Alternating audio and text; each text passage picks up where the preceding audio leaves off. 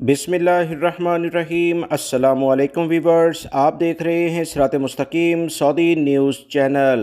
ईद उल ज़ुहा के चांद से मुतल्लिका ब्रेकिंग न्यूज़ शेयर की जा रही है कि सऊदी अरब के ज़राए के मुताबिक सऊदी अरब में आज ईद उल ज़ुहा के चांद के सिलसिले में अहम इक़दामात हुए। सऊदी सुप्रीम कोर्ट की जानिब से जो एलामिया जारी हुआ था उसके मुताबिक कहा गया था कि सऊदी अरब के तमाम इलाकों में ईद उल ज़ुहा चांद देखने के इक़दामात किए जाएँ, क्योंकि आज चांद की उम्र 13 मिनट के करीब रहने का इम्कान है। ताज़ा तरीन इतलात सऊदी अरब के मीडिया के ज़रिए जो शेयर की गई है कि ईद उल ज़ुहा का चांद नज़र आ गया है। सऊदी अरब में ईद उल ज़ुहा का चांद नज़र आ गया है। कल यकम ज़ुल्हज्जा होगी और हज 15 जून को होगा।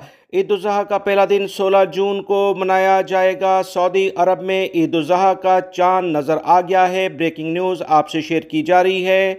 सऊदी अरब में ईद उल ज़ुहा का चांद नज़र आ गया है। मज़ीद जो इतलात आ रही हैं कि दीगर अरब ममालिक में भी चांद नज़र आ चुका है।